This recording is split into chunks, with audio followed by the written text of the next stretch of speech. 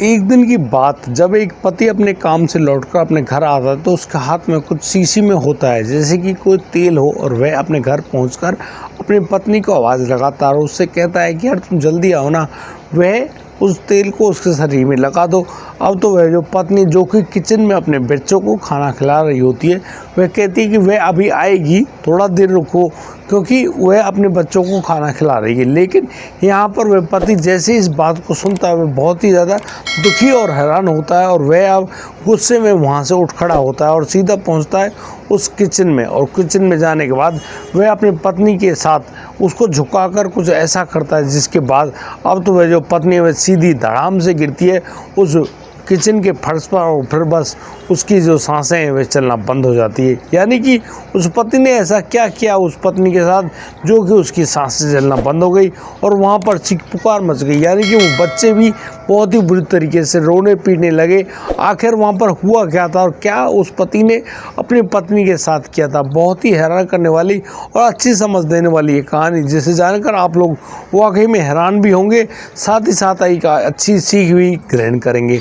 दोस्तों आइए जानते हैं पूरे मामले में क्या क्या हुआ है। नमस्कार, आदाब, सत श्री अकाल दोस्तों, स्वागत है आपका हमारे YouTube चैनल किस्से क्राइम के। और दोस्तों आपसे वही प्यार भरी गुजारिश, आगे बढ़ने से पहले हमारे चैनल को सब्सक्राइब करना, नोटिफिकेशन की बेल को दबाना बिल्कुल ना भूलें। दोस्तों आज का बेहद ही हैरान कर देने वाला मामला सामने आया है नोएडा उत्तर प्रदेश से। दरअसल नोएडा ज़िले में पड़ने वाला वह गाँव जहाँ पर वह रहने वाला हरिंदर नाम का लड़का है, जो कि पढ़ाई लिखाई में उसका ज़्यादा दिमाग तो नहीं चलता है। वह अक्सर अपने माता पिता से कहता है कि उसको दिल्ली भेज दो। दरअसल वह दिल्ली जाकर सिलाई करना सीखना चाहता है और वह अच्छे ढंग के कपड़े बनाना सीखना चाहता है। और यहाँ पर उसके माता पिता उस लड़के हरेंद्र को भेज देते हैं दिल्ली। दिल्ली जाने के बाद अब तो जो हरेंद्र है वह एक बड़ी दुकान पर काम करने लग जाता है और वह काफ़ी दिन वहाँ पर चेला बनकर रहता है। लेकिन वह उस चेला बनने में वहाँ काफ़ी अच्छी सिलाई करना सीख जाता है। अब तो उस दुकानदार से उसको अच्छी खासी सैलरी भी मिलती है और उसी वजह से वह बड़े ही ढंग से अपना जीवन यापन करने लगता है और अपने माता पिता के लिए पैसे कमाने लगता है और उनको सौंपने लगता है। और अब तो उस लड़के के जो माता पिता हैं उस लड़के से बहुत ही ज़्यादा खुश होते हैं और उससे कहते हैं कि बेटा अब तो शादी कर लो, अब तो तुम्हारी उम्र भी हो गई है। वह लड़का शर्माता हुआ कहता है अपने माता पिता से कि हाँ बिल्कुल, यदि आपको अच्छी लड़की मिलती है आप लोग देख लीजिए और उसकी शादी करा दो। अब तो वो लोग यहाँ हरिंदर की शादी के लिए अच्छी अच्छी लड़कियों को देखना शुरू कर देते हैं। उनको बहुत ही जल्दी एक लड़की मिलती है जो कि फरीदाबाद हरियाणा की रहने वाली होती है। उस लड़की का नाम होता है प्रतिमा। प्रतिमा का हरिंदर से जो रिश्ता है वह तय कर दिया जाता है और अब तो प्रतिमा उस हरिंदर की दुल्हन बनकर उसके घर आ जाती है। यहाँ पर दोनों का प्यार तो चल रहा है, घर परिवार भी चल रहा है, लेकिन बहुत ही जल्दी अब तो वह जो हरिंदर है उसको दिल्ली रोज़ रोज़ जाना पड़ता है। वह इस आने जाने से काफ़ी ज़्यादा दुखी हो जाता है और वह अपने माता पिता से, अपनी पत्नी से कहता है कि वह अब दिल्ली जाना नहीं चाहता। यहाँ पर उसके माता पिता हैरान होते हैं, बेटा यदि तुम दिल्ली नहीं जाओगे तो कमाओगे खाओगे कैसे। लेकिन वह लड़का हरिंदर कहता है कि नहीं, वह अब इस दुकान को जो वह काम करता है उसको अपने गांव में ही खोलेगा और फिर यहाँ पर कपड़े भी सिला करेगा। जिस ढंग से वह कपड़े सिलता है अब तो उसका जो ढंग से दुकान भी है वह भी चल पड़ती है। जिस प्रकार से उसने कमाना शुरू कर दिया था वहाँ पर काफ़ी ज़्यादा काम भी आता है और वह उसी काम से बहुत ही अच्छी खासी रकम कमाने लगता है। और वह अपनी दुकान पर 3-4 मजदूर भी रख लेता है, यानी कि कर्मचारी रख लेता है और उनसे काम कराया करता। अब तो वह जो लड़का हरिंदर है वह मास्टर बन गया था और वह कपड़ों की कटिंग करता और कर्मचारियों से वहाँ पर उनकी सिलाई करवाता और बड़े ही ढंग से वह पैसा खाता कमाता। उसका परिवार भी बड़े ढंग से चलने लगा था। प्रतिमा भी अपने पति का प्यार पाकर बहुत ही ज़्यादा खुश होती है और बार बार अपने पति पर प्यार लौटा रही होती है। इस प्रकार से उनके 3 बच्चे भी हो जाते हैं और उन बच्चों के साथ वह लड़का बहुत ही अच्छे ढंग से हरिंदर ज़िंदगी जी रहा होता है। लेकिन कहा जाता है कि जब भी यह पैसा आता है ना, यह बहुत सारे ऐसे अवगुणों को लेकर आता है, यानी कि अब तो उन अवगुणों के कारण उस लड़के हरिंदर की ज़िंदगी बदलने लगती है। और ज़िंदगी इस प्रकार से बदल रही है कि जो हरिंदर है ना, हरिंदर के शरीर में एक बहुत बड़ा अवगुण आ जाता है, वह होता है शराब पीने का। यानी कि पैसे की तो कोई कमी नहीं, अब तो उसके यार दोस्त उसके पास आ जाया करते और बस रात को बैठकर सभी लोग वहाँ पर शराब यानी कि जाम छलकाया करते और बस बड़े ही ढंग से बातचीत भी किया करते। इस प्रकार से जब वह हरिंदर पहली दफ़ा अपने घर पर शराब पी कर गया तो उसकी पत्नी उससे कहती है कि भाई चलो कोई बात नहीं, कोई भी इंसान है गलती कर देता है, कोई दिक्कत नहीं है। यहाँ पर प्रतिमा उससे अपने पति से ज़्यादा कुछ नहीं कहती है। लेकिन जब हरिंदर अगले दिन भी शराब पी कर आता है तो यहाँ पर प्रतिमा अपने पति पर भड़क पड़ते और उससे कह रही थी भाई ये रोज़ रोज़ का जो किस्सा है ये ठीक नहीं। ठीक है, मैंने मान लिया कि कभी कभार तुम्हारे दोस्तों ने तुमसे शायद कह भी दिया हो इसलिए तुमने ये सब काम किया हो, लेकिन रोज़ रोज़ का धंधा ठीक नहीं है। लेकिन यहाँ जो हरिंदर है उसको ये रोक टोक अच्छी नहीं लगती। अब तो वह रोज़ाना शराब पीकर आता और बस अपने घर में उनके घर में कलेश होना शुरू हो जाता है। जब भी वह शराब पीकर आता प्रतिमा अपने पति को खूब समझाती और बताती कि ये जो शराब है ये एक न एक दिन उससे उसकी ज़िंदगी उससे उसकी नाम दौलत शोहरत सब कुछ छीन लेगी। लेकिन कहीं ना कहीं उस लड़के यानी कि हरिंदर को ऐसा लग रहा होता है कि ये जो पत्नी है ये उससे बेकार की रोक टोक किया करती है। जिस प्रकार से उसका जीवन चल रहा होता है वह खूब मौज मस्ती करता है और अब तो उसने रात की जगह दिन में भी शराब पीना शुरू कर दिया होता है। वह अक्सर अपने घर शराब पीकर आता तो जब उसकी पत्नी उससे मना करती तो उसके साथ ज़बरदस्त मारपीट किया करता।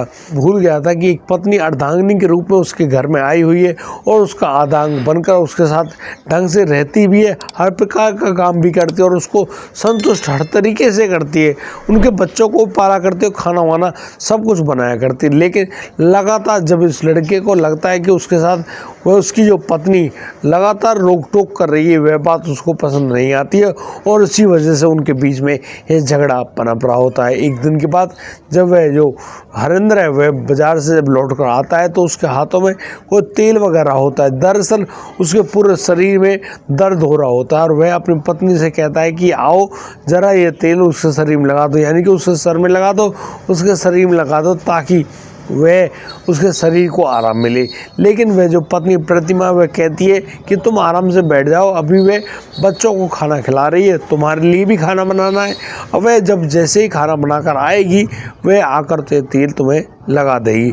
लेकिन इस बात को सुनकर वह हरिंदर बहुत ही ज़्यादा गुस्सा होता और वह बस सीधा दंदनाते हुए उस किचन में पहुंच जाता और वहाँ पर पड़े हुए उस जो बेलन है उसको उठाता है और अपनी पत्नी प्रतिमा के सर में दे मारता है। और जैसे ही प्रतिमा के सर में बेलन लगता है अब तो प्रतिमा अपना होश खोते हुए वहीं धड़ाम से उस किचन के फर्श पर गिर जाती है और जैसे ही वह वहाँ पर गिरी है बहुत सारा खून बहने लगता है और अब तो वह जो प्रतिमा है वह बोल भी नहीं पाती और ना ही उसकी सांसें चल रही होती है। बस अब तो वह जो पति है वह उस प्रतिमा की नब्ज वगैरह टटोलता है, हर तरीके से उसकी खोजबीन करता है कि शायद इसकी सांसें चल रही हो। लेकिन वह जानकर दंग रह जाता है कि प्रतिमा की सांसें बिल्कुल भी नहीं चल रही हैं। यहाँ पर तो चीख पुकार मच जाती, यानी कि वो बच्चे जो छोटे छोटे बच्चे जो खाना खा रहे होते उसी किचन में बैठकर वो लोग बहुत ही बुरी तरीके से रोने पीटने लगते और कहने लगते हैं कि उनके पिता ने उनकी माँ को मार दिया। अब तो वह जो लड़का है वह बहुत ही ज़्यादा घबरा जाता है और उनकी चीख पुकार को सुनकर उस हरिंदर के माता पिता भी उस घर में आ जाते हैं और वह देखने लगते हैं कि यहाँ पर प्रतिमा का सब पड़ा हुआ है। अब तो वह लड़का यानी कि हरिंदर बड़े ही बुरी तरीके से अपने हाथ मलते हुए रह जाता है कि ये आज उसने क्या कर दिया, उसकी पत्नी आज उसके सामने ही उसके हाथों से मारी गई, ऐसा क्या हुआ भाई।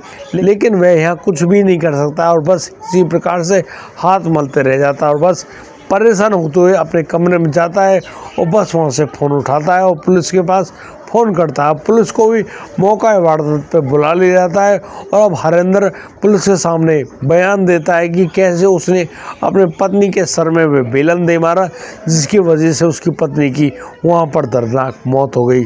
जिस प्रकार से वह लड़का हरिंदर अपनी सारी सच्चाई पुलिस के सामने बयान करता है, पुलिस अब उसको गिरफ्तार करते हुए पुलिस थाने ले जाती है और यहाँ पर जो लोक अदालत है उसमें पेश किया जाता है उस हरिंदर को।